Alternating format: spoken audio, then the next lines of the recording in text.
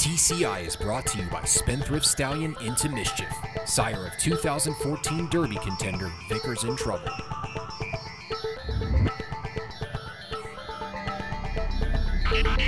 Welcome back to another episode of TCI, your inside track to the Triple Crown alongside Joel Cunningham. I'm John Siegel. Joel, we got to jump right in, man. This is starting to get really exciting. We're getting closer to the Derby. Now we're starting to see these major Derby preps. We have two races to talk about from last weekend. Let's start with the Louisiana Derby first. You know, we see Vickers in Trouble, a horse that romped in the Lecomte. Joel, he comes out and he is ultra impressive in this race. Well, you said it's getting very exciting, but it's also getting pretty confusing, John. I mean, we're into April now, and we're going to look at that top 10 in a second. It's mighty wide open. But first, let's look at Louisiana Derby. I mean, this is a race that, you know, it's personally one of my favorites, but I didn't think that this field was as good as you know, the past few years. We've seen some, you know, top contenders I thought really could make an impact. I mean, last year you saw My Loot and Revolutionary both, you know, had an impact on the Triple Crown. It wasn't that way this year, in my opinion. We'll go now to the Twin Spires TV race replay, and we'll take a look. And Intense Holiday was your favorite in here, John, but the track was playing speed all day. They got 4 inches of rain the day before.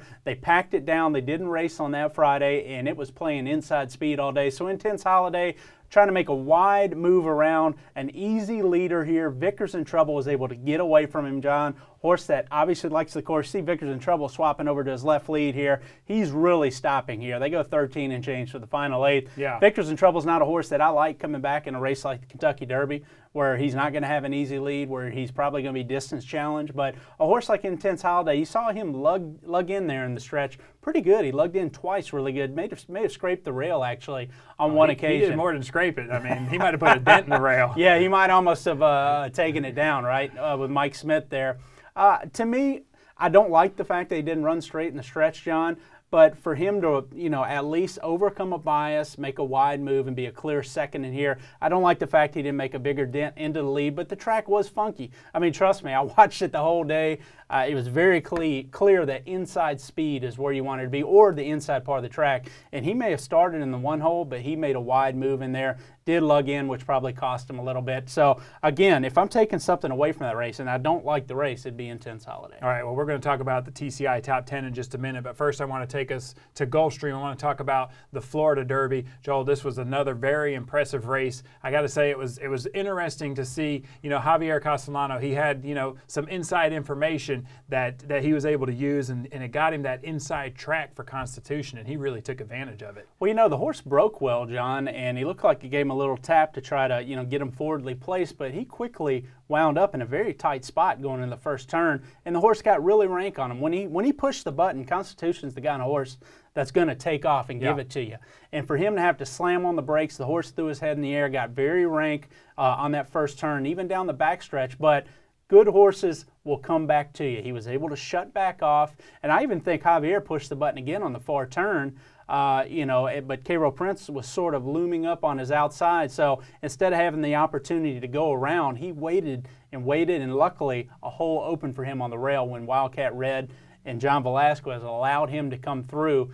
But just in my opinion, John, a horse making his 3rd lifetime start, you know, when I saw him throwing his head in the first turn, I really didn't question whether or not he was good enough to beat a field like that. And we know Cairo Prince didn't fire, but for me, you had to be impressed with Constitution for him to be able to overcome, you know, show that talent, be able to overcome that run in the first turn, sneak up the inside on a horse that had won, you know, multiple races, greatest stakes on that track, and to be able to outgame him to the wire in a tight spot. You had to be impressed with Constitution. We'll go now to the Twin Spires TV race replay, and we'll take a look at what I'm talking about here. And you see all your top contenders right here coming in the stretch. Constitution's already made his way through the inside. Wildcat Red, game as the day is long. You have to admire this colt. He is outrunning his sire line in terms of distance. And, you know, General A-Rod, to me, he's just a grinder, John. He's up and down here. He is not a horse that, you know, that has that killer turn of foot in the stretch. That's why I didn't like him in a race like this. But Cairo Prince may have been the biggest surprise of all. I mean, you see here, he is a well-defeated 4th, had no punch at all, willingly pulled up after the wire, simply did not fire at all, John. And to me,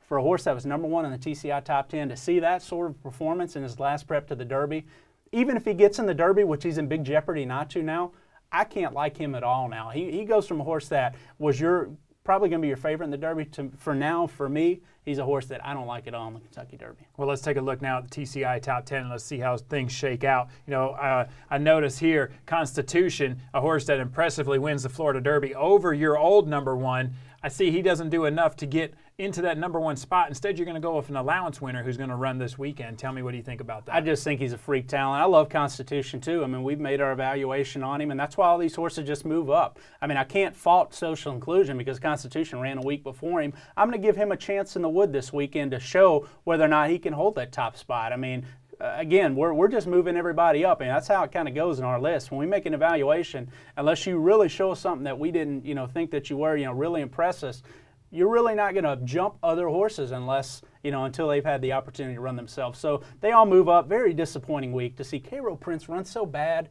and to see Toneless with a lung infection now.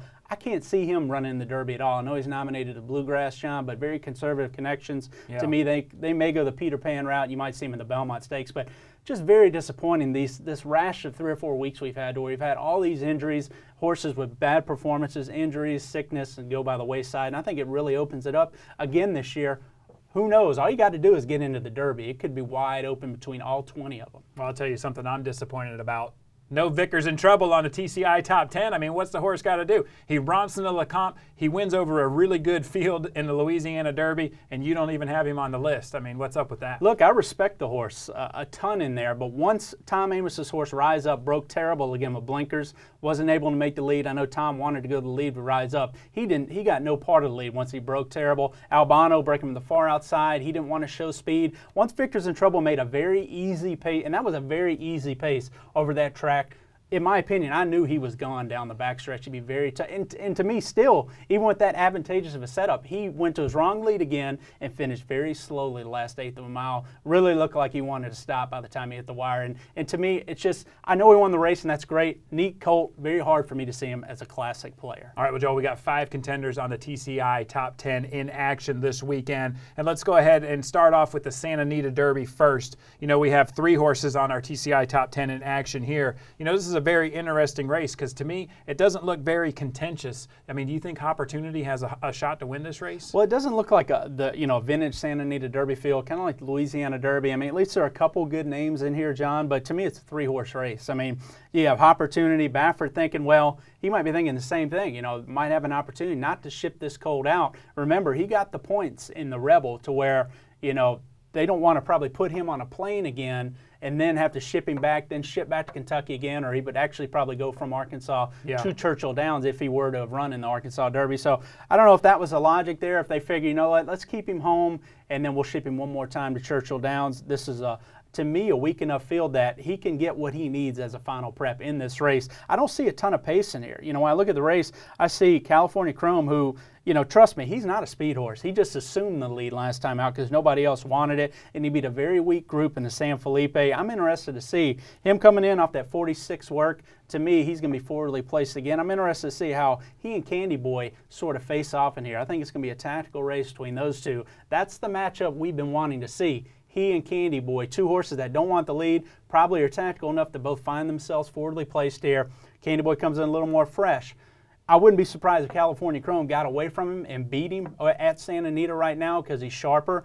But I want to see how Candy Boy runs against him, if he's making an impact in the stretch. To me, watching him and Opportunity, those are the takeaways, watching the race within the race. You don't have to win this weekend, but who's setting up for the best prep going into May 3rd? All right, well, we got another major prep, and of course, that's the Wood Memorial. And Joel, we have, a matchup here that I think a lot of people are interested in. Of course, we're seeing Social Inclusion. Joel, he's taking a huge step up from Allowance Company into a major Grade 1, where he's going to face horses like Samrot and, some other strong cast of contenders in here. I mean, do you really think that your new number 1, does he have a shot to win this race? Well, this is it, John. I mean, we talked about the Florida Derby. Once Cairo Prince didn't fire, I think the Wood Memorial is going to be your best Derby prep race. It's going to be the most telling Derby prep because it's going to come over a fair racetrack.